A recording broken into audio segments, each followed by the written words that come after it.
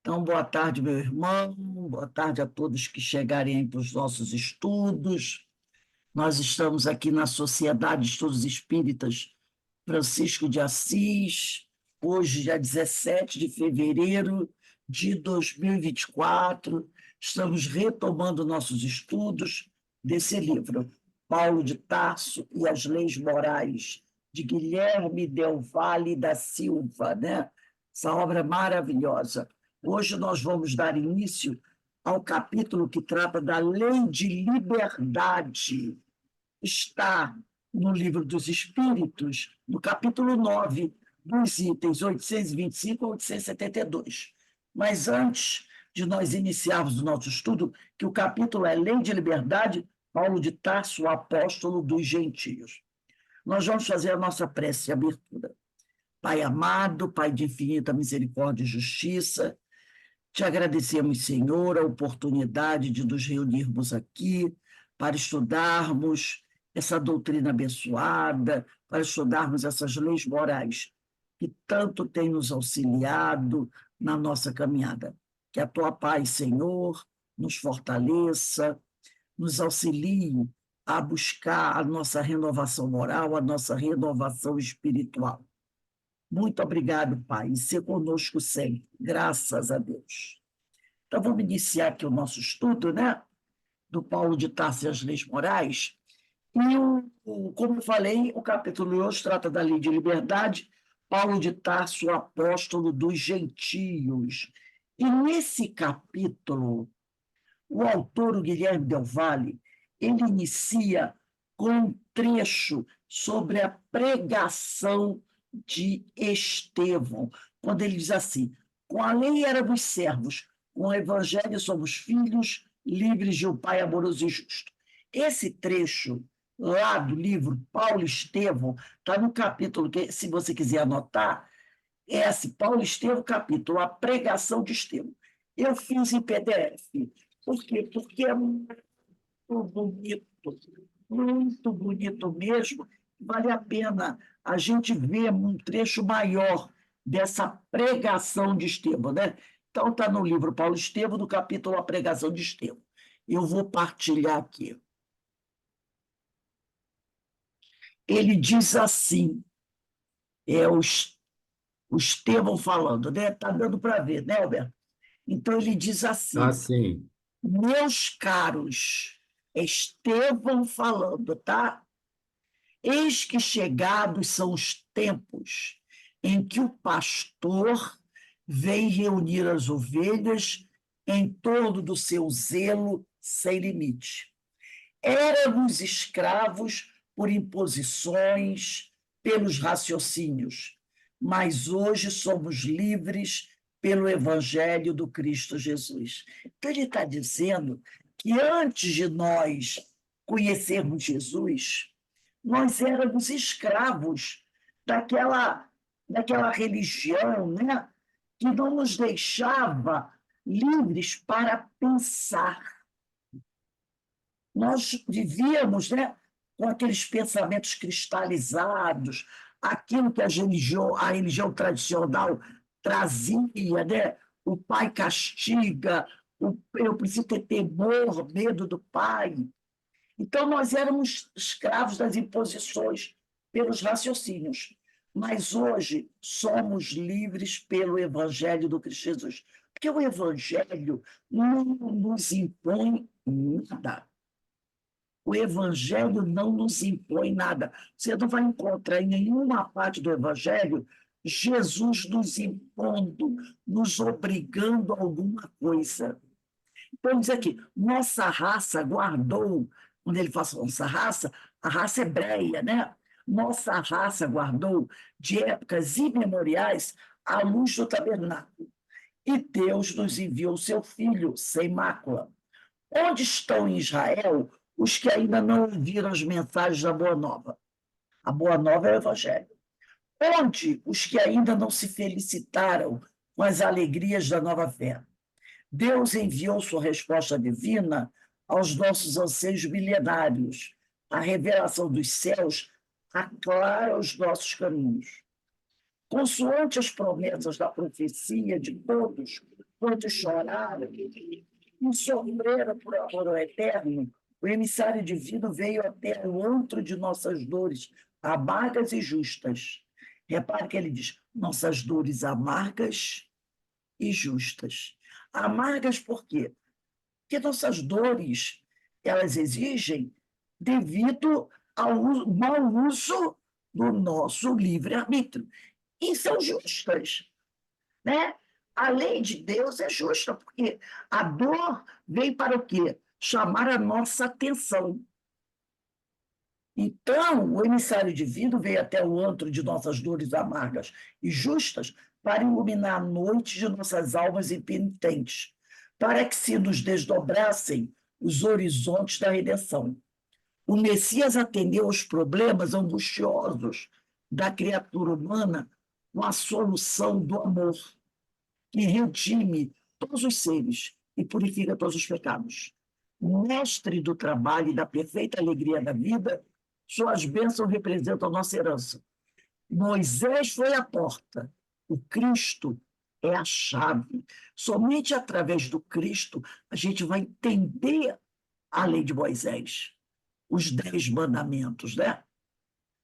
Com a coroa do martírio adquiriu para nós outros a áurea imortal da salvação. Éramos cativos do erro, mas seu sangue nos libertou. Na vida e na morte, nas alegrias de Caná, como nas angústias do Calvário, pelo que fez e por tudo que deixou de fazer em sua gloriosa passagem pela terra. Ele é o Filho de Deus iluminando o caminho.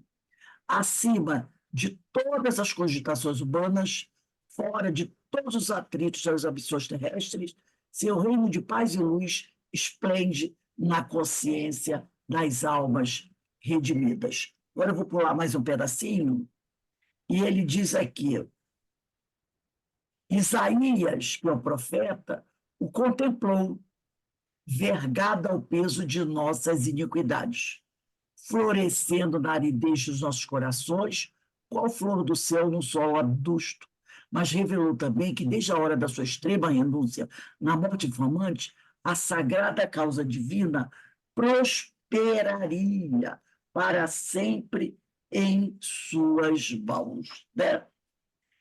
Amados, onde andarão aquelas ovelhas que não souberam ou não puderam esperar? Procuremos-las para o Cristo, como dracmas perdidas do seu desvelado amor. Anunciamos a todos os desesperançados as glórias e os júbilos do seu reino de paz, de amor imortal. Então, ele está nos convidando a ir buscar essas almas que estão perdidas, essas ovelhas perdidas. É a nossa missão, resgatá-las para Jesus. Aí ele continua no seu discurso, além do jeitinha no espírito de nação, sem conseguir apagar de nossa alma o desejo humano de supremacia na terra. Muitos de nossa raça o esperaram um príncipe dominador, que penetrasse em triunfo a cidade santa com os troféus sangrentos de uma batalha de ruína e morte, que nos fizesse empunhar um cetro odioso que fosse tirania. A gente sabe que o judeu até hoje espera o Messias, né? O Verdade. judeu até hoje espera esse libertador. E foi por isso que Judas o traiu. Foi por isso que ele morreu, porque Judas não compreendeu que o reino de Jesus não era deste mundo. Ele acreditava, né, como o próprio Estevão diz aí, muitos de nossa raça não esperaram e continuam esperando esse príncipe dominador que vai vencer todas as batalhas para o povo judeu, né? E vai trazer os troféus, né?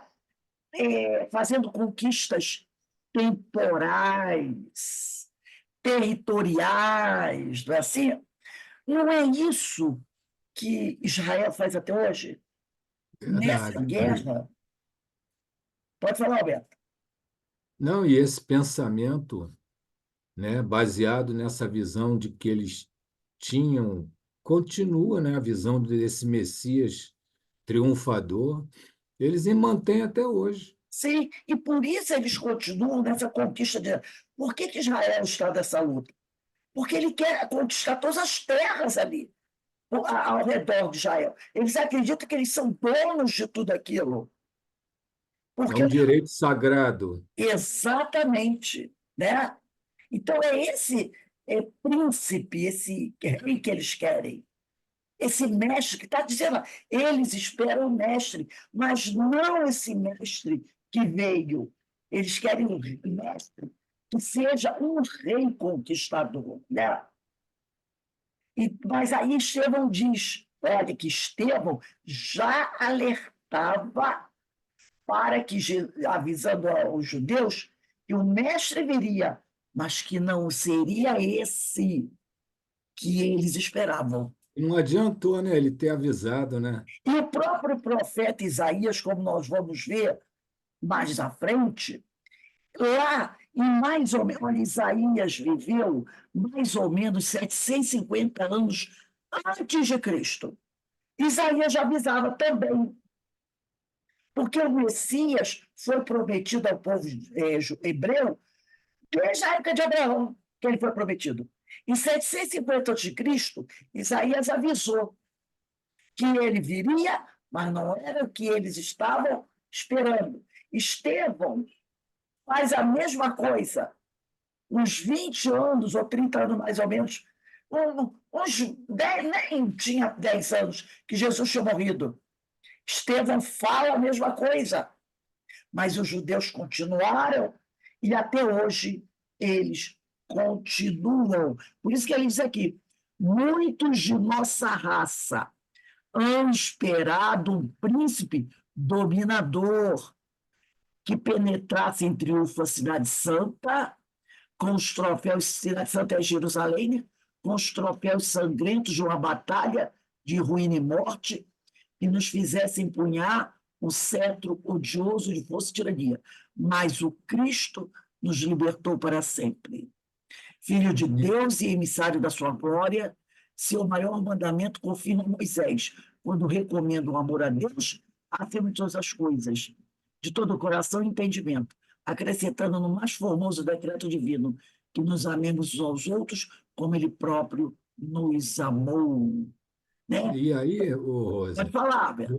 é, na época, né, a classe dominante eram os comerciantes Deus, bem-sucedidos, né? os sacerdotes, e os sacerdotes eram um grupo de conhecimento profundo do Antigo Testamento.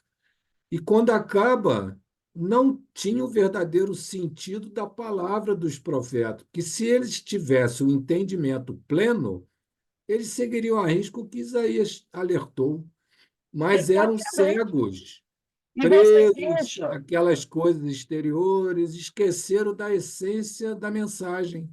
e você veja que os grandes líderes judaicos atuais têm um conhecimento muito mais amplo, porque muitas pesquisas foram feitas de Jesus até hoje sobre o Antigo Testamento, sobre os profetas, e mesmo assim, esses grandes, como é que o nome que se dá mesmo aos líderes judaicos, aos religiosos, esqueci o nome agora, que eles dão aos líderes É, religiosos. Qual é o nome que a gente dá mesmo? agora também me É, faltou. esqueci, fugiu o nome, né? É, Esses homens têm um grande conhecimento, porque eles estudam até hoje o Antigo Testamento, os profetas como Isaías, Jeremias, eles estudam. E mesmo assim, eles pouco caminharam, pouco caminharam nessa questão.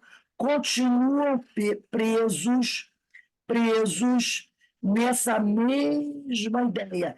Mesmo vendo o texto de Estevão, porque Estevão não era rabinos, né? Os rabinos. isso. Estevão, antes de conhecer, já tinha esse conhecimento, e ele vem se tornar cristão depois. Então, Isaías, os profetas, eles conheciam e continuaram estudando até hoje. Mas a ideia, lembra que ontem nós falamos sobre ideia cristalizada?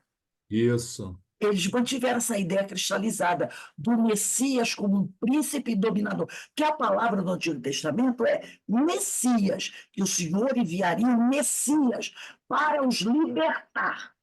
Essa era a ideia.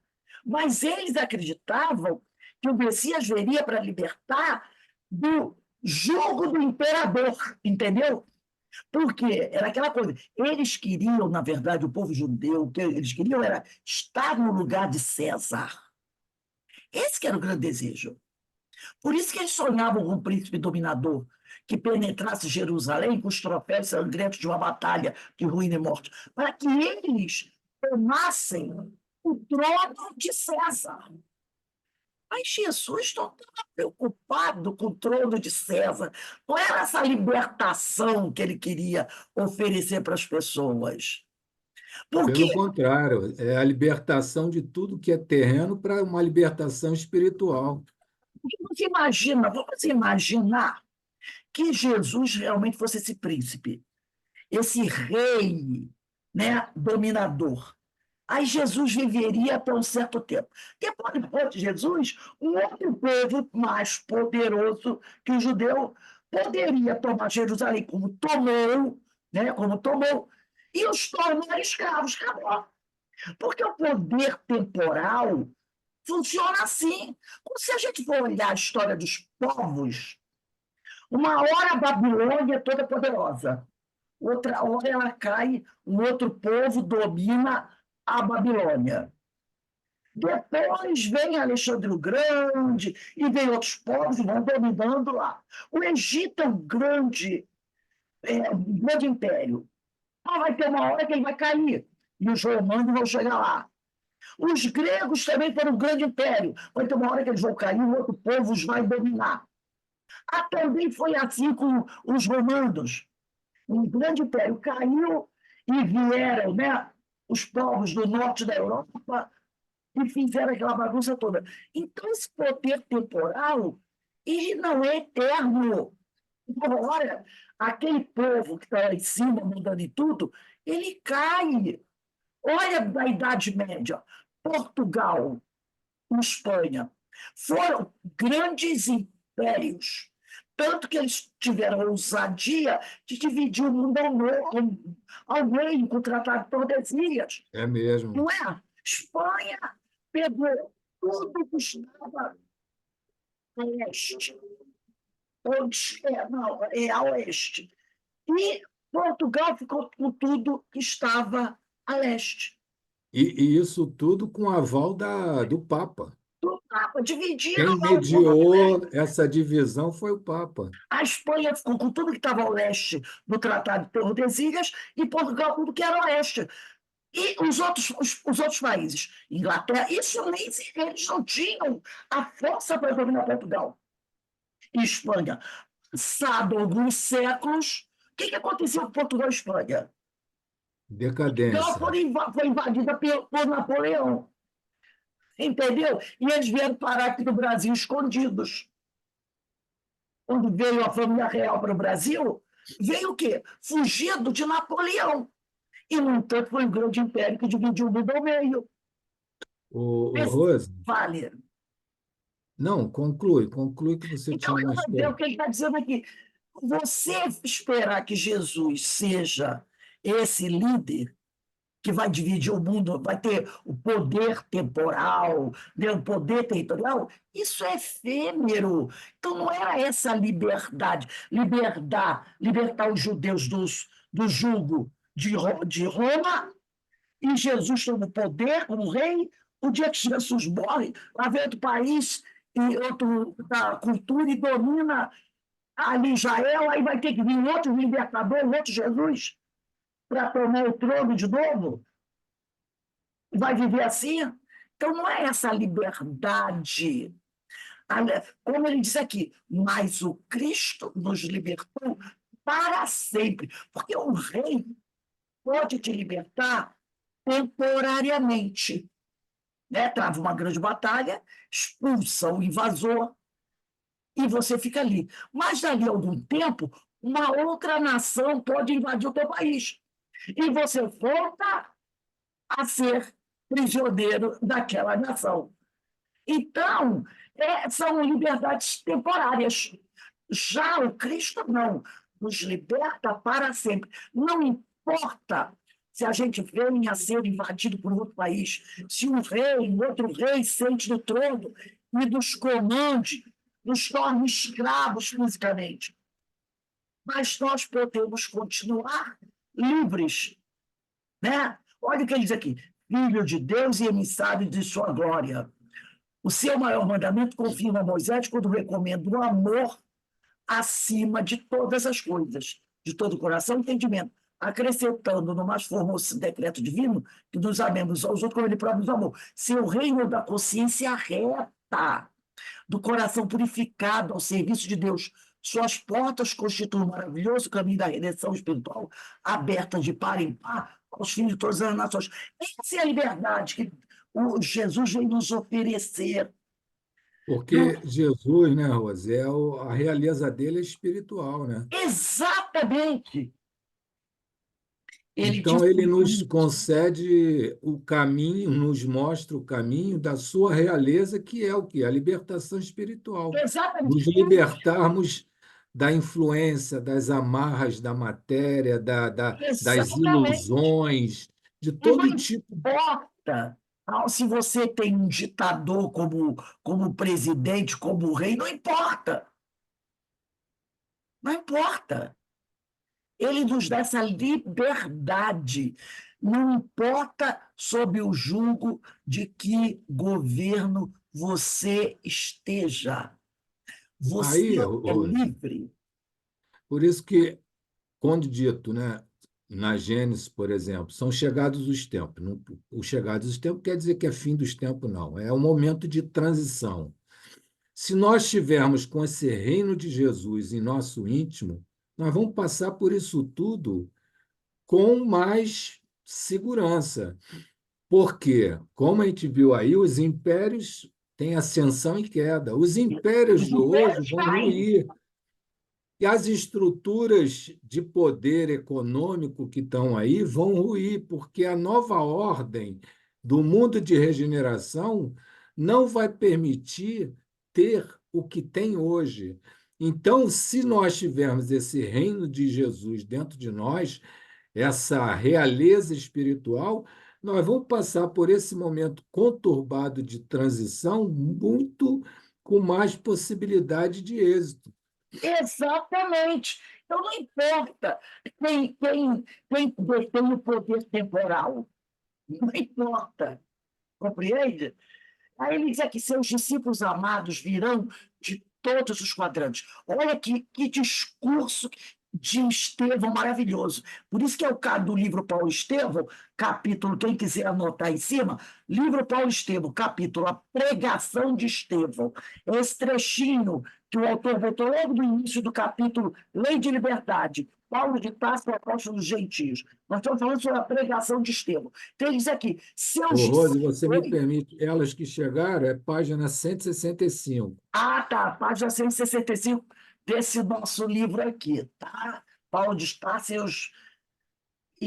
Paulo de Tarso e as Leis Morais. Então, ele diz aqui: seus discípulos amados virão de todos os quadrantes. Fora de suas luzes haverá sempre tempestade para o viajor vacilante da terra.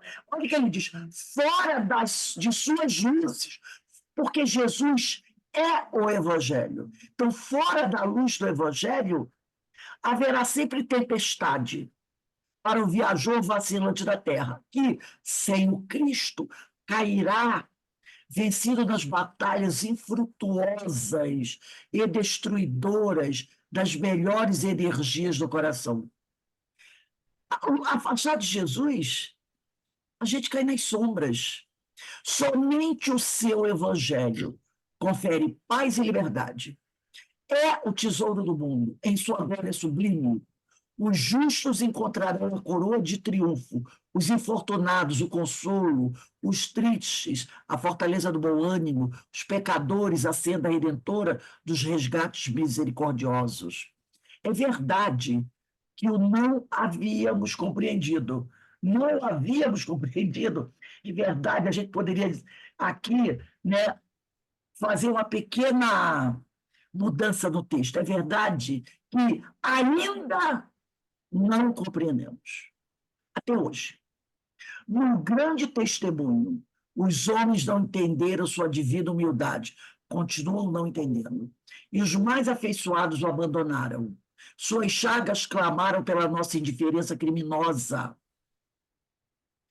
Ninguém poderá eximir-se dessa culpa, visto sermos todos herdeiros das suas dádivas celestiais, onde todos gozam do benefício, ninguém pode fugir à responsabilidade, já que todos nós, ao entrarmos em contato com Jesus e com o Evangelho, recebemos esse benefício, não podemos fugir à responsabilidade da indiferença criminosa.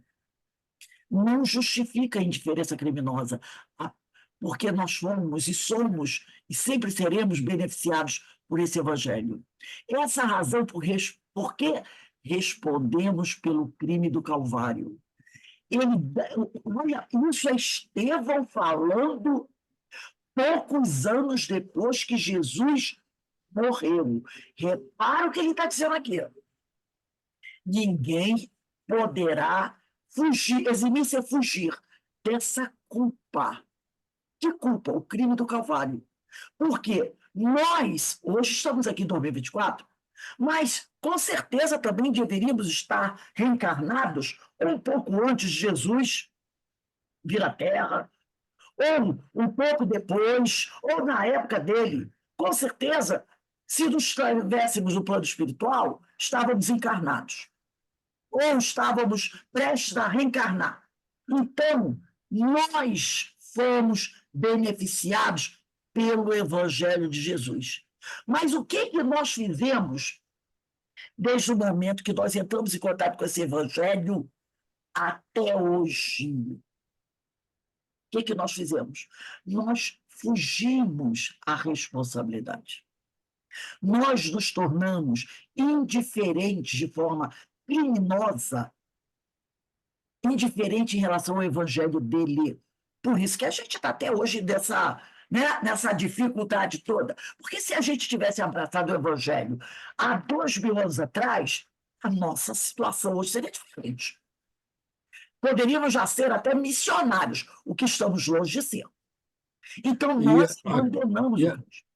Pode e falar. aqueles que abraçaram, entenderam a tempo, já estão até num patamar muito Não, mais. muito mais alta, né?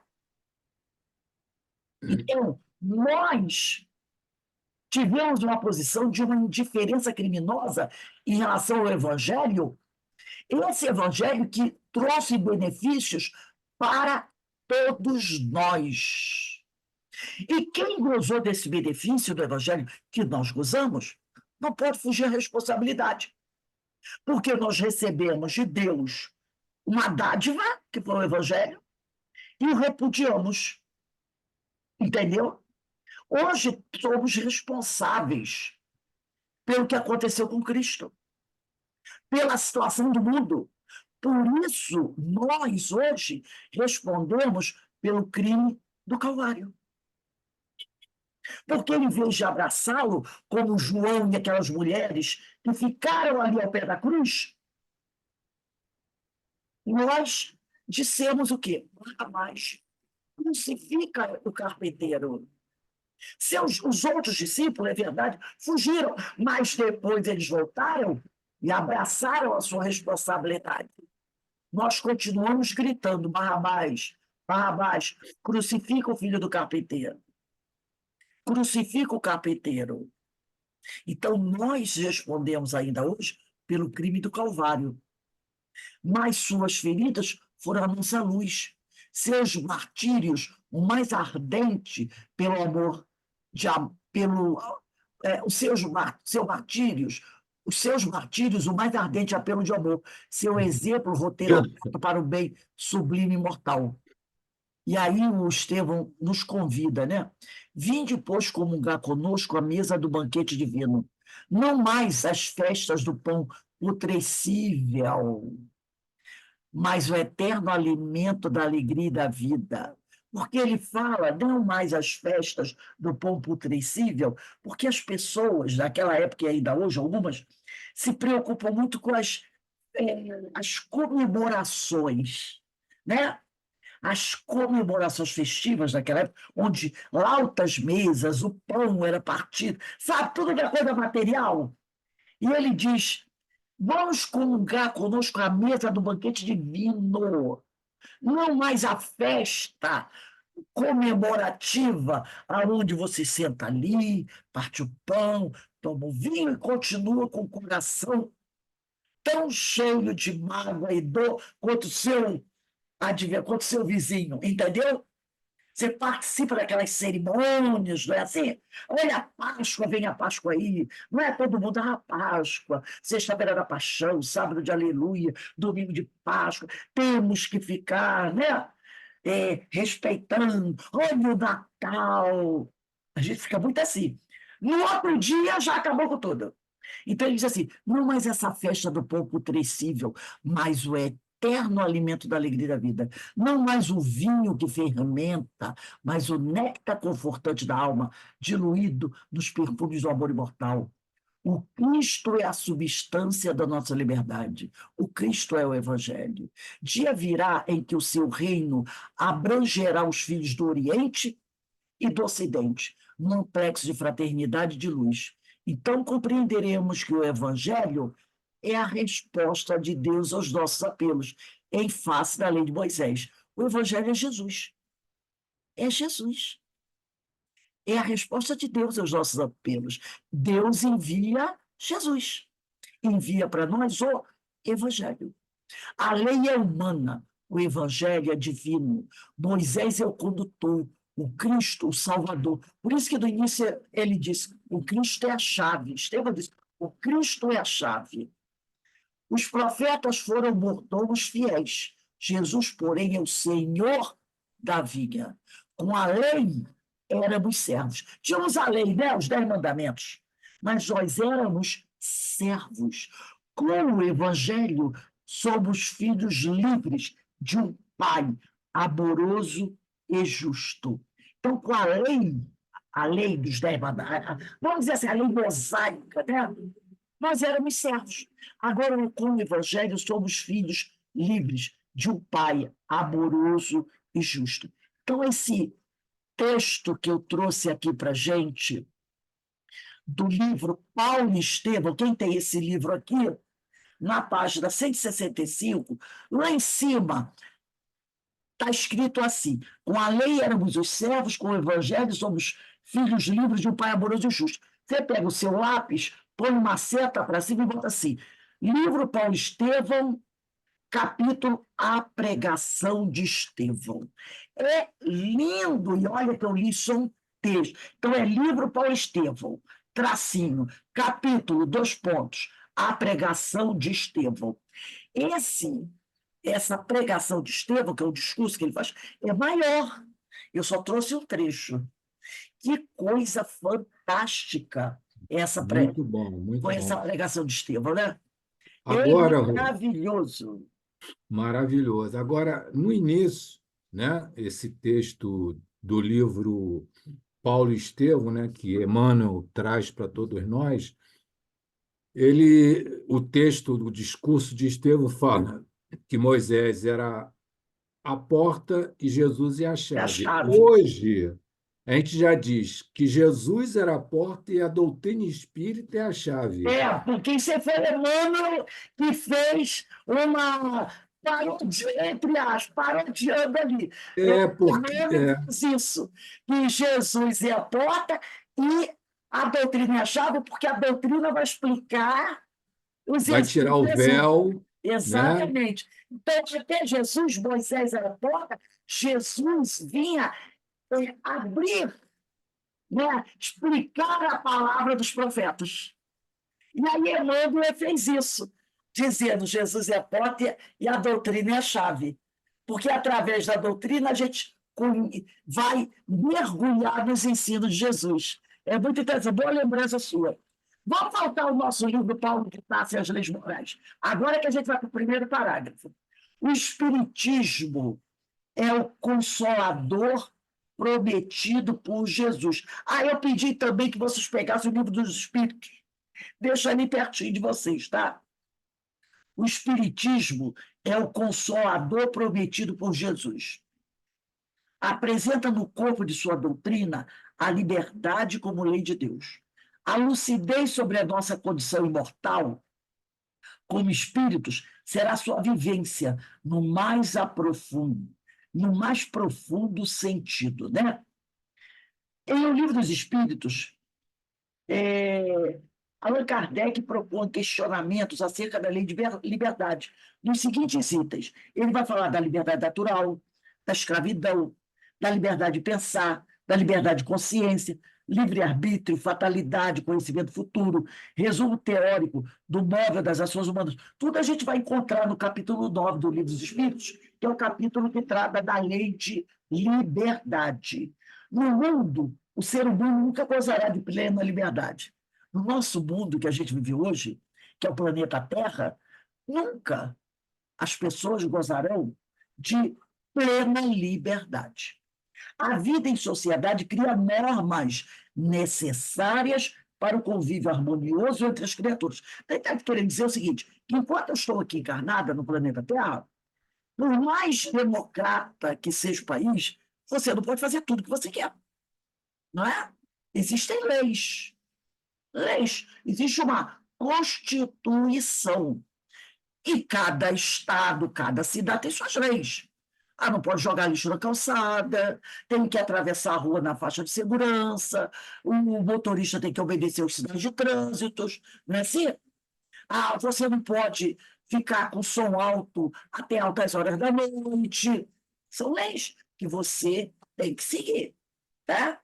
O homem gozaria de total liberdade se vivesse completamente isolado. Sim, se eu vou lá para o interior da floresta, no alto de uma montanha, eu posso fazer tudo que eu quiser, porque eu não vou incomodar ninguém, não é?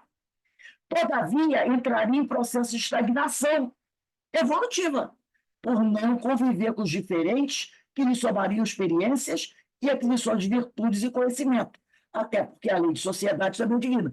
Então, se eu fosse para o alto de uma montanha viver isolado sozinho, eu poderia fazer o que eu quisesse, mas eu não ia crescer. Crescer. Que o que nos faz crescer? É o convívio uns com os outros. Eu usar da minha responsabilidade, eu saber o que eu posso fazer, o que eu não posso fazer, respeitando o direito alheio. Isso faz com que a gente cresça, porque o homem é um animal social. Ele foi criado para viver em sociedade. Jesus, por que Jesus não se isolou? Não ficou do alto da montanha dizendo assim, vou lá, dizia para o discípulo, vou lá e faça isso, porque eu não quero me envolver no mundo, não quero me contaminar no mundo. Ele poderia ficar lá, no alto da montanha, uma vez por semana um discípulo subia, ele dava as ordens para o discípulo descia, e ele continuava lá, sem correr riscos de entrar em contato com aqueles homens pecadores. Foi assim que ele viveu? Não. Ele foi para o meio da humanidade. E ele esteve com todos, homens ricos e poderosos, e homens do povo, e homens e mulheres que eram considerados criminosos, imorais, ladrões, prostitutos, tanto que ele acabou sendo crucificado entre dois ladrões, sem ter, como um criminoso, sem ter cometido nunca nenhum crime. Porque a cruz era um castigo para os criminosos, para os mais terríveis. O castigo da cruz era esse.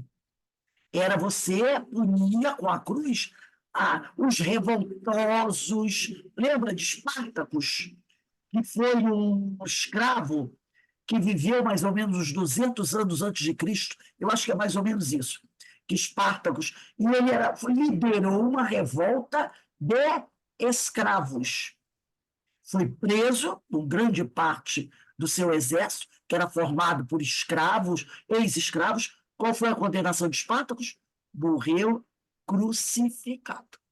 Era a pena máxima da época, né? Sim, a pena dada para aqueles que cometessem atos bárbaros, considerados inimigos do Estado, criminosos.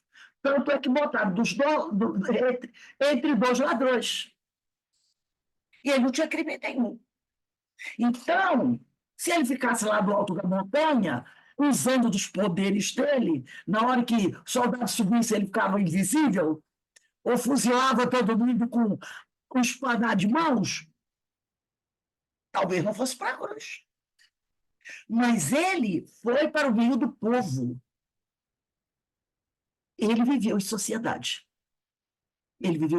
Por quê? Como ele diz aqui, se você se isola, você estagna, você não progride, você não evolui. Porque você não conviveu com os diferentes. Jesus conviveu com os diferentes, e muitos diferentes, não foi? Ele conviveu com os diferentes e respeitou a todos. Os que o seguiram, os que não o seguiram. Respeitou a todos. E ele diz assim, porque você viver em sociedade, você adquire experiência, né? Você conhecimento. E ali não vamos esquecer que a lei de sociedade é uma lei divina. Então, nós fomos criados para viver em sociedade. Aí ele continua aqui. Mas então, a obrigação, né? Estou na página 166. Mas então a obrigação de respeitar os direitos alheios tira o homem o de pertencer-se a si mesmo? Os espíritos respondem de modo algum, porquanto este é um direito que lhe vem da natureza. Vamos pegar aqui o livro dos espíritos, no capítulo 9, questão 825. Livro dos Espíritos, desculpe, é o capítulo 10 do Livro dos Espíritos, tá? Mas é o item 9, Lei de Liberdade. Alberto, lê para a gente a questão 825.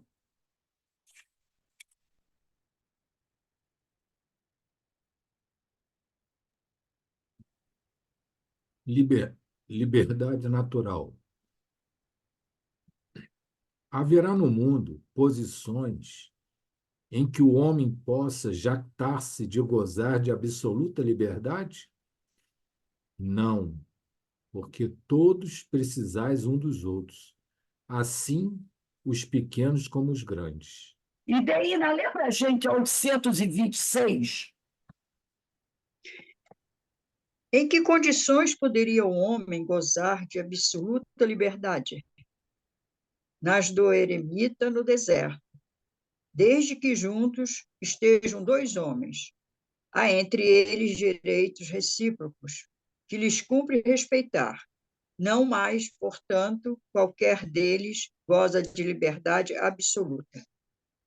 Você pode ler para a gente a 827? 827.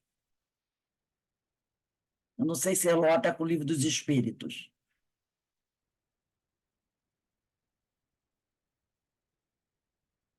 Acho que não, né? Então, Alberto, lê de novo a 827 para a gente. 827. A obrigação de respeitar os direitos alheios tira ao homem o de pertencer-se a si mesmo? De modo algum, porquanto este é um direito que lhe vem da natureza. E daí, na Lei 828. Como se podem conciliar as opiniões liberais de certos homens com os dispositismos com os despotismos que costumam exercer no seu lar e sobre os seus subordinados. Eles têm a compreensão da lei natural, mas contrabalançada pelo orgulho e pelo egoísmo. Quando não representa calculamente uma comédia, sustentando princípios liberais, compreendem como as coisas devem ser, mas não as fazem assim. 828A. Depois, gente, não fecha o livro dos Espíritos, não. Tá? Vocês vão deixar aberto nessa página aí, bota o marcadorzinho que a gente vai voltar ao livro dos Espíritos. 828A. Se são levados em conta na outra vida os princípios que professaram neste mundo, quanto mais inteligência tem o homem para compreender um princípio, tanto menos desculpável será de o não aplicar a si mesmo.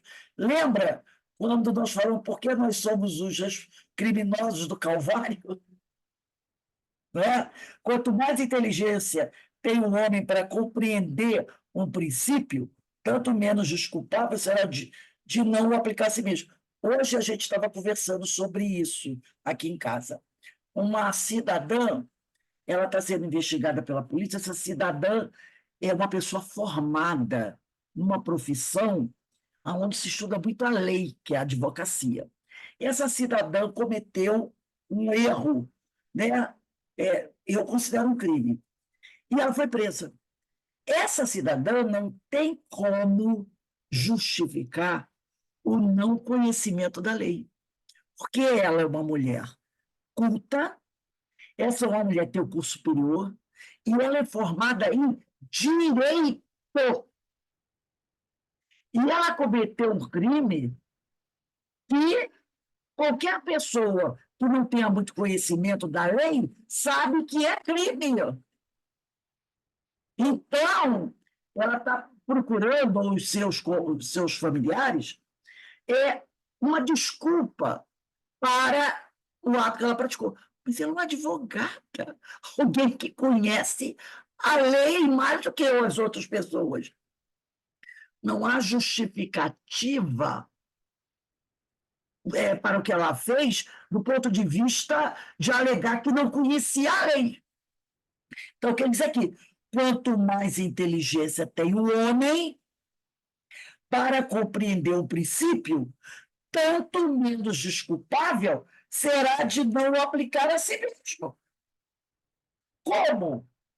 Né? Vai justificar o ato. Em verdade vos digo que o homem simples, porém sincero, está mais adiantado no caminho de Deus do que o outro, que pretende aparecer o que não é. Então, o homem que tem, ele pode não ter um diploma, mas que tem o conhecimento da moral, que tem a moral, né? Ele está mais adiantado no caminho de Deus do que aqueles que têm o diploma, têm o conhecimento, mas não o aplicam, principalmente a si próprio. É isso que ele está dizendo. Lembra a gente aí, Alberto, 829. Depois vocês deixam o livro aberto nessa página mesmo, tá? No caso 829, tem também uma nota. A nota também? Lê tudo. 829 trata da escravidão. Pode falar. 829. Haverá homens que estejam, por natureza, destinados a ser propriedade de outros homens? É contrário à lei de Deus toda sujeição absoluta de um homem a outro homem. A escravidão é um abuso da força. Desaparece com o progresso, como gradativamente desaparecerão todos os abusos. Nota, é contrária à natureza, à lei humana que consagra a escravidão, pois que assemelha o homem ao irracional e o degrada física e moralmente. A gente vê que essa questão 829 ela é muito clara em relação à escravidão. na época que esse livro foi publicado. A segunda edição de O Livro dos Espíritos foi publicada em 1860, tá? 28 anos antes da assinatura da Lei Áurea no Brasil. Então, já estava aqui falando, né, sobre a escravidão, que nós não podemos escravizar ninguém. E até hoje nós ainda temos a escravidão, não temos? Até hoje nós ainda temos a escravidão. Vamos voltar ao nosso livro, onde está as leis morais. No segundo parágrafo, da página 166, deixa o Livro dos Espíritos aí marcadinho, tá? Diz assim: liberdade sadia é aquela pautada pela responsabilidade advinda do entendimento das leis de Deus. Está aí, olha aí o que Estevão quis dizer. Olha aí, ó, liberdade sadia é aquela pautada pela responsabilidade advinda do entendimento das leis de Deus. Essa é a verdadeira liberdade. Quando você entende as leis de Deus, mesmo que você viva sob o jugo de um governo ditatorial, arbitrário. Você pode não ter liberdade para falar o que quer, você pode não ter liberdade de ir e vir, mas você conhece as leis de Deus e as aplica em você. Que aí está o detalhe. As aplica em você. Não é eu querer aplicar a lei de Deus no outro. No outro. Dizer para o outro, não matarás, não roubarás. Você as aplica em você. Essa é a liberdade sadia, pautada pela responsabilidade advinda do entendimento dessas leis. Pode falar, Alberto. Ah, não, pensei que você... Eu só tossi. Essa é a liberdade sadia. Essa é a liberdade sadia. Aí ele continua: se temos liberdade de pensar, temos igualmente a de agir. É o que chamamos livre-arbítrio. E, Deina, lê para a gente a questão 843 do Livro dos Espíritos. Continua deixando depois ele abertinho aí, tá? 843. 843. Tá. É só ir para frente um pouquinho. Já fui. Do livre-arbítrio. Tem o homem o livre-arbítrio de seus atos? Pois que tem a liberdade de pensar, tem igualmente a de obrar. Sem o livre-arbítrio, o homem seria máquina. Lembra a gente 844, Alberto? 844. Do livre-arbítrio goza o homem desde o seu nascimento? A liberdade de agir, a liberdade de agir, desde que haja vontade de fazê-lo. Nas primeiras fases da vida, quase nula é a liberdade, que se desenvolve e muda de objeto com o desenvolvimento das faculdades, estando seus pensamentos em concordância com o que a sua idade reclama. A criança aplica o seu livre-arbítrio àquilo que lhe é necessário. Então, ele fala: a liberdade de agir, desde que haja liberdade de fazê-lo, né? Então, se você goza o seu livre-arbítrio, se der para você agir com liberdade, você age. Se por alguma coisa o impedir, você não vai agir, mas você sabe que tem o livre-arbítrio. Porque às vezes há épocas, situações em que a pessoa não pode agir como ela assim o deseja. Não é? Por exemplo, você vive num país onde as pessoas seriam proibidas de sair daquele país, né? Que para você sair daquele país, praticamente não. Mas vamos pensar aí, vamos usar um exemplo. A Coreia do Norte. O povo que vive lá Vive como prisioneiro, né? Não pode ir a lugar nenhum, não pode falar nada. Mas eles têm o livre-arbítrio. Eles têm o livre-arbítrio. Estão impedidos de usá-lo, mas eles têm o livre-arbítrio. Alguns exercem esse livre-arbítrio e são punidos por causa disso. Então, a criatura ela tem o livre-arbítrio, mas ela pode estar o quê? Impedida de usá-lo, mas é da lei que ela tem esse livre-arbítrio. E alguns usam do seu livre-arbítrio. Então, ele diz, há liberdade de agir desde que haja liberdade de fazê-lo. Nas primeiras fases da vida, a liberdade é quase nula. Claro, o bebezinho, como ele vai exercer a liberdade dele? Desenvolve-se e muda de objeto com o desenvolvimento das faculdades. Estando os pensamentos da criança relacionados com a necessidade que a sua idade reclama, ela aplica o seu livre-arbítrio às coisas que lhe são necessárias. Então, deixa o livro dos espíritos aí marcadinho, tá, gente? Não fecha, bota um marcadorzinho, que talvez a gente precise novamente. Aí nessa 843, veja. Então, ele fala isso. Por você estar vivendo, vamos pensar, um homem que está numa penitenciária. Não é porque ele está numa penitenciária que ele não tem o livre-arbítrio. Ele tem, mas pode ser impedido de usá-lo. Mas o livre-arbítrio, ele possui. Tá?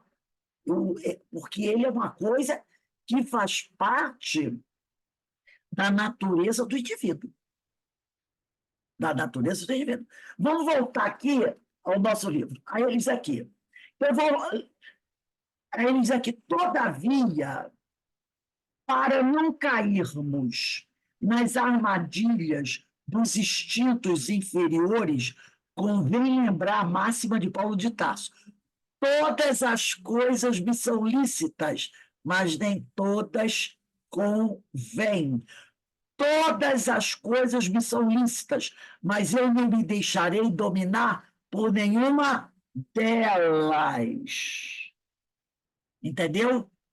Então, como eu falei antes, o homem tem livre-arbítrio. De repente, como eu falei do sujeito lá da penitenciária, se ele quiser usar do livre-arbítrio dele, eu quero fugir da prisão.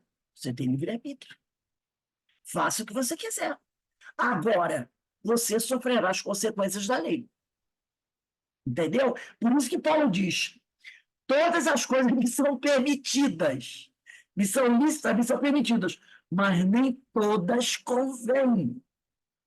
Não é? Porque você pode acabar sofrendo pelo uso do seu livre-arbítrio, dependendo do que você vai fazer. Então, ele diz aqui, mas eu não me deixarei dominar por nenhuma delas. Então, você tem que usar o seu livre-arbítrio com responsabilidade. Porque senão você poderá ser punido por isso. Não é? E ele diz aqui, é um convite a vivermos a liberdade sem olvidar, quer dizer, sem esquecer a responsabilidade.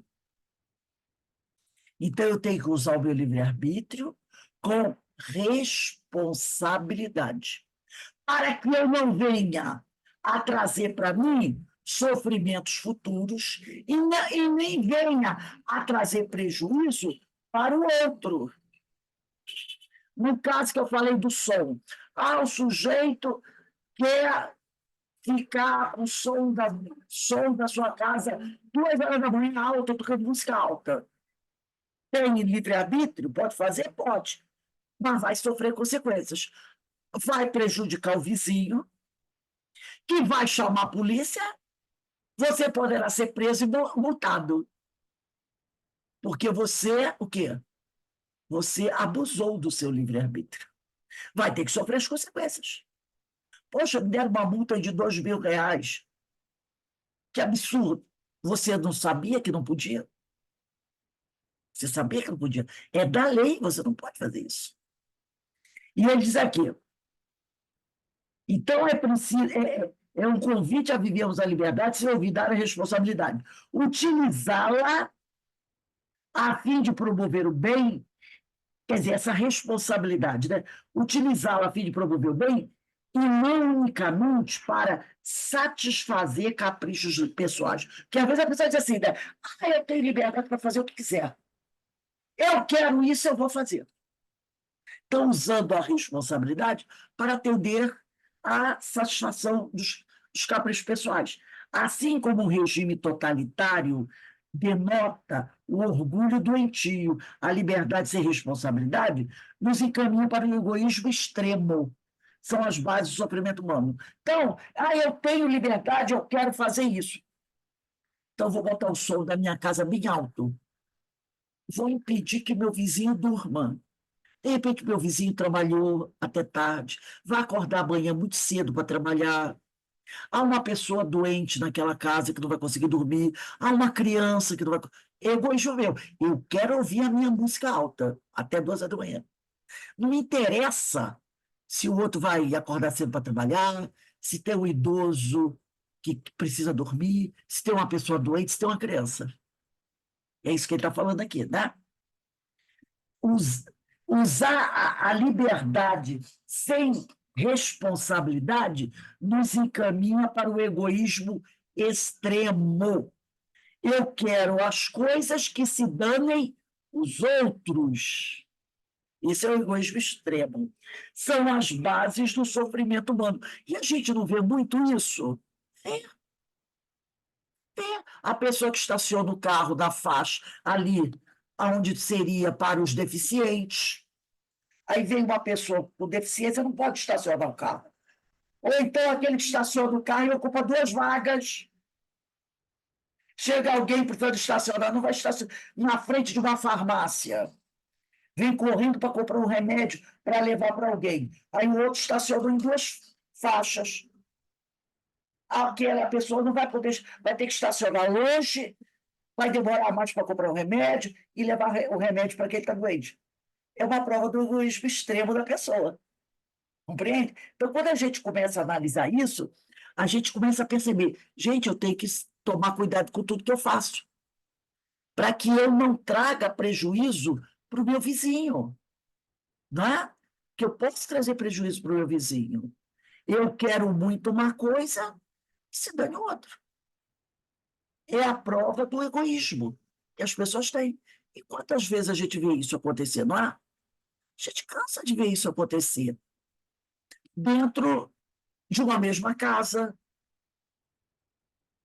Às vezes, aquela pessoa que às vezes entra no banheiro para tomar um banho e fica 2 horas, a casa só tem o banheiro, não importa se outras pessoas querem usar o banheiro.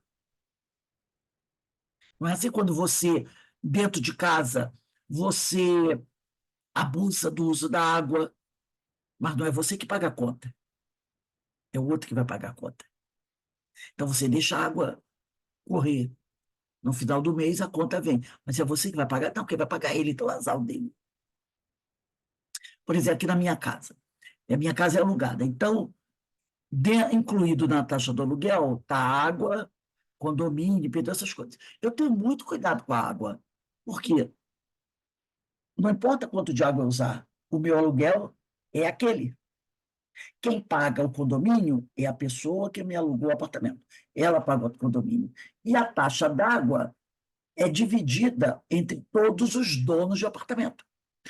Como eu alugo, eu não pago a conta de água.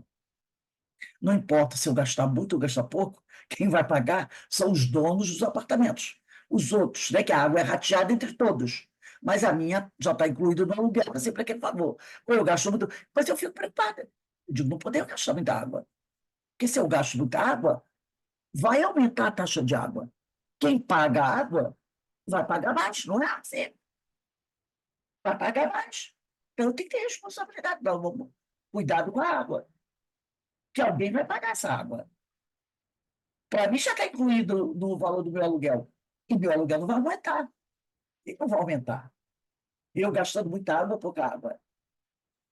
É a dona do apartamento que vai pagar essa água, junto com os outros moradores.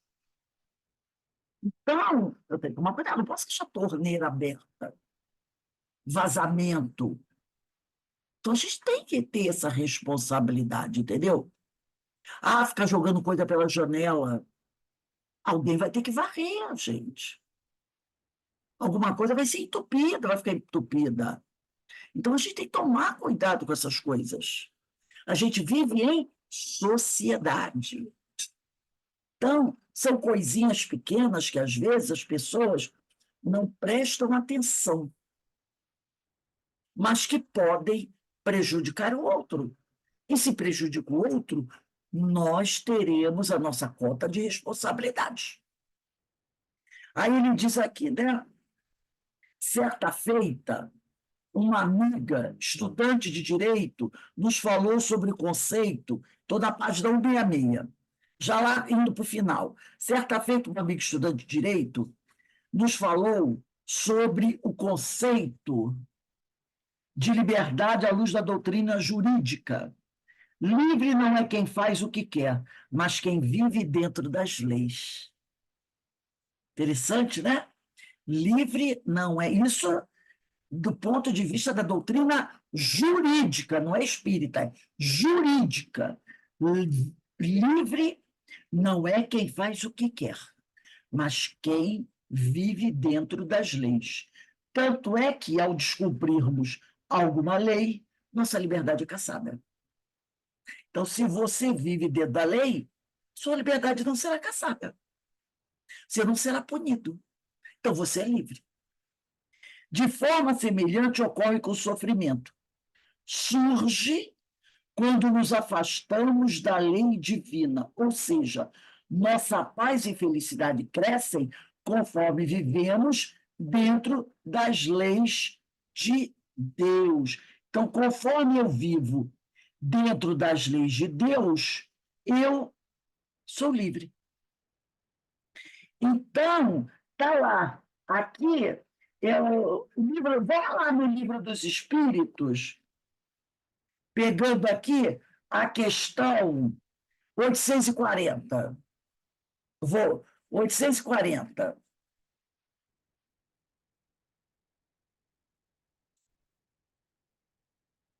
Diz assim, deixa eu só confirmar aqui isso mesmo. Não, peraí, um instantinho.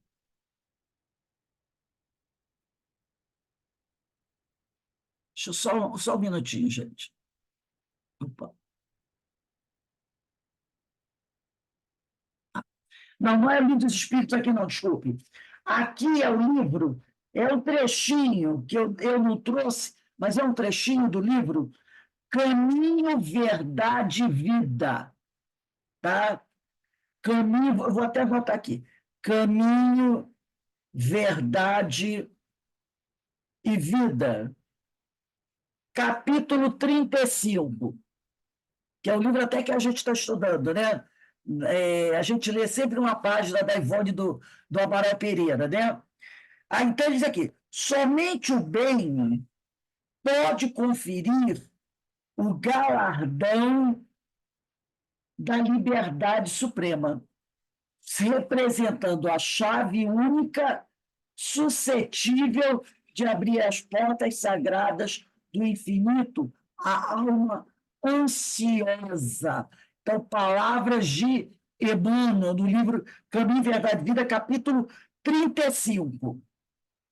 Então, ele diz aqui, somente o bem pode conferir o galardão da liberdade suprema, representando a chave única suscetível de abrir as portas sagradas do infinito à alma ansiosa.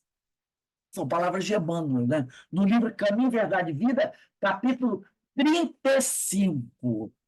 E só um parágrafo que nós trouxemos aqui. E continua aqui. Somos, agora é página 167. 167, primeiro parágrafo. Somos completamente livres pelo pensamento. Podem reprimir-se os atos, mas a crença íntima é inacessível. Saulo de Tarso recebeu essa lição diretamente de Estevão. Podem reprimir-se os atos, mas a crença íntima é inacessível. Saulo de Tarso recebeu essa lição. Então, alguém pode reprimir o seu ato, mas a sua crença naquilo, ninguém pode tirar. Vamos agora ao Livro dos Espíritos, na questão 840. 840. E Deina, lê para a gente 840. Será atentar contra a liberdade de consciência por óbices a crenças capazes de causar perturbações à sociedade? Podem reprimir-se os atos, mas a crença íntima é inacessível. Repare que essa resposta do Livro dos Espíritos é um ensinamento de Estevão. De Estevão. Tá? É de Estevão. Estevão passou esse ensinamento para Paulo de Tarso. Pode ler a notinha aí. Reprimir os atos exteriores de uma crença, quando acarretam qualquer prejuízo a terceiros, não é atentar contra a liberdade de consciência, pois que essa repressão em nada tira a crença à liberdade, que ela conserva integral. Por exemplo, às vezes a gente não vê essas pessoas cometendo atos extremistas. Sim, aí alguém vai, prende, reprime o indivíduo. Mas aquela crença dele continua, não é? Aquela crença reprimir o ato. Não estou falando se a crença dele é boa ou má, não importa. Alguém resolve explodir alguma coisa porque ele acredita que o Deus dele mandou e que ele, depois que morrer, vai pegar 40, 80, 90 virgens aí lá do paraíso. Ele tem essa crença. Aí ele vai lá fazer aquilo. Você reprime. Você consegue chegar a tempo de evitar que ele cometa aquele crime. O prende. Você reprimiu aquele ato dele. Mas o reprimir o ato dele não quer dizer que você tirou essa crença dele. Tá? Então, reprimir, por isso que ele diz aqui, reprimir os atos exteriores de uma crença quando acarretam qualquer prejuízo a terceiros, caso do homem-bomba aí, não é atentar contra a liberdade de consciência, pois essa repressão deixa a crença sua inteira liberdade. Você não está atentando contra a liberdade de consciência dele.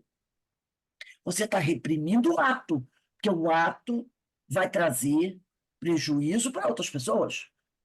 Você não está agindo contra a liberdade de consciência dele. Você está reprimindo o ato, porque ele tem o direito de continuar a pensar como ele quer. E vai ser responsabilizado por isso. Entendeu? Ele vai ser responsabilizado. Se soltarem ele vai botar outra bomba. Você vai tentar reprimir o ato. Isso não é atentar contra a liberdade de consciência dele, porque ele continua tendo o direito de pensar como ele quer. Então, às vezes, o pessoal diz assim, né? Ah, uma pessoa vai aí para as redes sociais e acaba denegrindo uma pessoa, trazendo, né, prejuízo para aquelas pessoas. Não tem pessoas que vão para as redes sociais, denegrir a imagem do outro e arrasa a vida do outro? Aí a polícia vai, porque agora tem a lei dos crimes cibernéticos, né? Pune aquela pessoa que falou aquilo, aquela besteira contra o outro. Ah, está atentando contra a liberdade de consciência dele. Não está atentando contra o ato de contra a liberdade de consciência dele. Não, porque ele continua tendo o direito de pensar como ele pensa.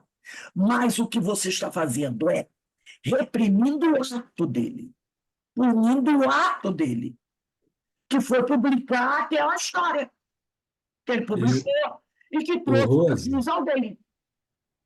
hoje, né, nós temos a lei que está para ser aprovada lá, para ser votada, a lei da Big Tech. E o argumento de muitos é que é uma lei que impede a liberdade. E é o que você está dizendo, não é impedir a liberdade, é impedir que a rede seja feita de forma equivocada e gere prejuízo para os outros. Exatamente. Ele vai ter o direito de continuar a pensar como ele deseja pensar. Eu não estou, o livro dos Espíritos aqui, muito feliz nessa questão. Eu não estou agindo contra a liberdade de consciência dele, até porque eu não tenho como impedi-lo de pensar. Entendeu? Por isso, olha a resposta dos espíritos à questão 840. Olha a pergunta. Será atentar contra a liberdade de consciência, interpor obstáculo a crenças capazes de causar perturbação da sociedade? Alguém tem uma crença que pode causar uma perturbação à sociedade. Eu vou lá e pulo o cara. Eu estou atentando contra a liberdade de consciência dele? Olha o que os espíritos respondem. Pode-se reprimir o ato. Se o ato dele é nocivo, é prejudicial, eu posso reprimir o ato que ele vai praticar. Mas a crença íntima dele, ela é inacessível. Como eu vou impedi-lo de continuar a pensar como ele quer? Não tenho como. A não ser que eu consiga dialogar com ele e ele, ao analisar a minha palavra, ele reflita e chegue à conclusão que ele está errado.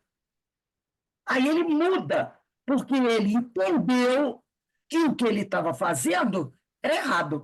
Mas se ele não concorda, ele tem o direito e vai continuar pensando como ele pensa. Mas isso não impede que eu possa o quê? Reprimir o ato dele. Então, na notinha, ele diz aqui: reprimir os atos exteriores de uma crença, quando acarretam qualquer prejuízo a terceiros, não é atentar contra a liberdade de consciência, pois essa repressão deixa a crença sua inteira liberdade. Você pode continuar pensando o que você quiser. Você tem o direito, mas o ato, desde que prejudicial, será reprimido. Entendeu? Então, quando o pessoal diz, está indo contra a liberdade de consciência, de jeito nenhum. Eu não disse que você não pode continuar pensando como você pensa. Você pode continuar pensando como você pensa, mas o ato que você praticar, se levar prejuízo ao outro, será punido. Você vai para a cadeia, paga multa e tem o direito de continuar pensando como você quiser. Percebeu como esclarecedor essa questão de 640, porque a gente está vivendo hoje, o que você falou aí dessa nova lei, da Big Tech, né? É isso. Você tem o direito de continuar pensando o que você quiser. Mas o teu ato, desde que prejudica outro, será punido. Será punido. Mas você continua tendo liberdade de consciência de pensar o que você quiser pensar. Porque essa lei, os que são contrários, querem continuar cometendo crimes com, a, com o rótulo de liberdade de expressão. E aí é o que você está dizendo. Você Se tem vai gerar prejuízo para a sociedade ou para outro, não tem como continuar. o direito de continuar pensando, quer expressar o seu pensamento, expresse, sabendo que seu ato vai ser punido. Agora, quando você quiser expressar, expresse, mas vai ser reprimido e vai ter que ser responsabilizado pelo seu ato. Entendeu? Então, reprimir o ato que prejudica não é atentar contra a liberdade de consciência. Não é. Você tem o direito de continuar pensando o que quer. Para a gente encerrar, Alberto, lê para a gente a 841.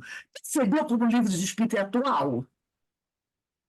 Ali, essa questão 840, tira qualquer dúvida. Eu tenho direito? Tenho, faça. É o que disse Paulo aqui, né? Todas as coisas me são lícitas, mas nem todas convêm. Todas as coisas me são lícitas, mas eu não me deixarei dominar por elas. Posso fazer o que eu quiser? Posso, mas nem tudo convém, porque eu serei responsabilizado por isso. Então, o sujeito está atentando contra a minha liberdade de consciência? Não. Ele está atentando contra, ele está reprimindo o meu ato que é prejudicial. Mas eu tenho o direito de continuar pensando o que eu quiser. Lê 841 para a gente. 841. Para respeitar a liberdade de consciência, dever-se-á deixar que se propaguem doutrinas perniciosas aí. Isso. Ou poder-se-á, sem atentar contra aquela liberdade, E a liberdade de consciência, procurar trazer ao caminho da verdade os que se transviaram obedecendo a falsos princípios. Nossa, só a pergunta já esclarece já muita é. coisa. Certamente que podeis e até deveis, mas ensinai, a exemplo de Jesus, servindo-vos da brandura e da persuasão e não da força, o que seria pior do que a crença daquele a quem desejarias convencer. Se alguma coisa se pode impor, é o bem e a fraternidade, mas não cremos que o melhor meio de fazê-los admitidos seja obrar com violência. A convicção não se impõe. Então, é o que ele pergunta aqui. Por respeito à liberdade de consciência, devemos deixar que se propaguem essas doutrinas malucas, né? Sem atentar contra aquela liberdade? Procurar trazer o caminho da verdade àqueles que se transviaram? Ele diz, pode fazer. Mas ele diz aqui, tente esclarecer aqueles que estão procurando fazer algo errado pela persuasão e pela brandura. Quer dizer, através de mostrar a verdade, conversar com aquelas pessoas, tentar esclarecer. Tentar esclarecer. Porque pela violência você não consegue nada. Você não consegue nada. Entendeu? Se alguma coisa se pode impor, é o bem e a fraternidade. Não acreditamos, porém, que o melhor meio de fazê-los, admitido seja agir com violência, pois a convicção não se impõe. Então, o que nós podemos fazer? É tentar esclarecer aquelas pessoas que o que elas estão fazendo está trazendo prejuízo ao outro. Não é? Essa é a forma melhor que você pode utilizar para tentar fazer com que uma pessoa que está fazendo algo que tem trazido prejuízo à sociedade mude de ideia. A violência não resolve o caso. Agora, isso não tira o sujeito que praticou aquele ato que não deveria de ser responsabilizado por isso. Então, se uma pessoa vai para as redes sociais e denigre a imagem de alguém, ela deve ser esclarecida para entender que, a partir do momento que você bota uma coisa na internet, aquilo fica ali para sempre. Pode ser que alguém vá lá e apague, mas já se espalhou, está ali para sempre. E se amanhã você se arrepender do que você fez, a outra continuará sendo prejudicada. E fazer a pessoa entender, se fosse você que cometesse um erro, você gostaria que fizesse isso? Tentar levar a pessoa a compreender que o ato que ela está cometendo não é bom. Agora, isso não impede a justiça de o quê? Agir contra aquela pessoa, através da lei. Então, existe uma lei, você agiu de forma irresponsável, você vai ter que ser responsabilizado. E tentar esclarecer para a pessoa, olha, você vai ser multado, você vai ser processado, mas pensa bem no que você fez. Isso foi certo? Você prejudicou outra pessoa, a família de outra pessoa, para que aquela pessoa, depois que ela sofrer, né, vai sofrer as injunções da lei, ela não venha a delinquir novamente. Ela entenda a lição. Se ela não quiser entender e tentar novamente, ela vai ser novamente punida. Aconteceu um caso interessante também, assim, né? Criminoso também. Lá no Rock in Rio do ano passado, uma criatura vendeu ingressos falsos. Foi processada, registrada lá na polícia, passou por todos aqueles trâmites. Agora, no Carnaval, ela fez novamente. Foi novamente presa, punida, porque ela insiste, ela tem liberdade de fazer o que ela quer, mas tem que ser responsabilizado. Não adianta pegar essa pessoa, bater, espancar, não adianta. Pela violência, não vai adiantar. Ela tem que compreender que ela não pode ter essas atitudes. E se não vai pelo amor, vai pela dor. Se não entende E, pelo esclarecimento, vai presa. e no caso, Rose, a lei é até benevolente. Por quê? Se você for réu primário, você paga uma pena simbólica de trabalho social, você não vai para a cadeia. Você ainda tem a chance de refletir, é punida, é alertada do teu erro, mas você não vai para a cadeia, você vai cumprir uma pena social. Agora, nessa segunda transgressão dela, Já, aí a dor não e tem sofrimento vai conversa. se impor agora. A dor e sofrimento vai se impor. Então, é muito interessante essas duas questões, 840 e 841, que resolvem mostrar isso.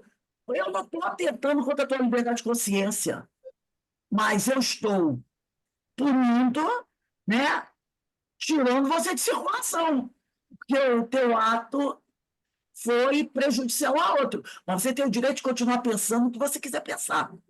Eu não vou. Não é possível você mudar o modo de pensar do outro. Você não tem, se ele não quiser, não é? Você tem direito de continuar com a sua crença. Mas, como nós vivemos em sociedade, você tem que ser responsável. E se não for responsável, vai ter os seus direitos cerceados, né? A sua liberdade. Foi o que a amiga falou, aquele amigo da doutrina jurídica, aquela advogada falou. Livre não é quem faz o que quer. Essa companheira fez o que quis. Vendeu ingresso falso no Rock in Rio ano passado e vendeu ingresso falso agora no Carnaval. Então, livre não é quem faz o que quer, mas quem vive dentro das leis. Quem vive dentro das leis continua bem. Ela fez o que quis, está presa. Então, livre não é quem faz o que quer, mas sim quem vive dentro das leis. Então, a gente vai parar aqui hoje. Vamos botar a data do dia 24 do próximo parágrafo. O próximo parágrafo está na página 167, que começa assim: após assistir o pregador do caminho, bota aí 24 de fevereiro de 24. Muito bom esse trecho que nós estudamos hoje, né, gente? Muito bom, muito bom. Muito, então, após assistir o Pregador do Caminho, vai ser dia 24 de fevereiro, próximo sábado. Muito interessante, muito atual, muito atual. E deixa, ó, a Gênese marcadinha aí, no capítulo 17, tem 31, que a gente vai usar semana que vem. E o livro dos Espíritos, não tira o marcadorzinho dele, não. Deixa aí na 840, 841, que a gente vai continuar estudando no próximo sábado. Muito atual tema, né? E a gente vê como o livro dos Espíritos, que esse livro, essa segunda versão, segunda edição, é de 1860. Olha aí, gente. A Gê- o, o, estava aberto, não sabia. Pode falar aí. A Gênese é que. Qual é o parágrafo mesmo? Capítulo 17, item 31. Capítulo Tá bom, tá 17, ok. item 31. Então, a gente Tá vê, bom. olha só, 1860 para 1960 são 100 anos, né? São 164 anos que esse texto está aí, que é a segunda edição revisada. 164 anos, questão 840, 841, de acordo com o que a gente está vivendo hoje. E o livro dos Espíritos já mostrou para a gente o que é. De repente, esses caras que estão querendo passar essa lei aí, poderiam dar uma lidinha, né, na 840, 841. Tiraria qualquer dúvida. Um texto de 164 anos. Bom, dizendo a verdade. Então, gente, vamos encerrando aqui o nosso estudo. Eu gostei muito do estudo de hoje, realmente foi muito esclarecedor. Vou pedir, Alberto, por favor, faz a nossa prece de encerramento.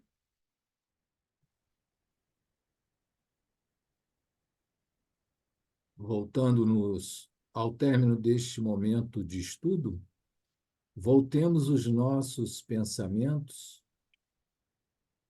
a Deus, o Senhor da vida. Agradecidos, Senhor, pelas oportunidades que vós nos oferece de aprendizado, tão necessários para a evolução do nosso espírito. Vós que nos enviaste Jesus para nos guiar e nos instruir, possamos estar junto a Jesus, na seara de Jesus, para nos alimentarmos do seu evangelho, para nos nutrirmos do pão espiritual oferecido pela boa notícia que é Jesus. E que junto de toda essa espiritualidade que nos assiste, agradecemos as boas inspirações que nos fortalece no entendimento do caminho e que estejamos sempre a rogar ao Pai que nos fortaleça na compreensão da verdade e que Jesus nos ilumine neste propósito de conhecermos a cada dia melhor a verdade, porque vós, Mestre, é o caminho, a verdade e a vida. Ao término deste momento de oração, estejamos com Jesus em nossos corações e agradecidos ao Pai, hoje e sempre.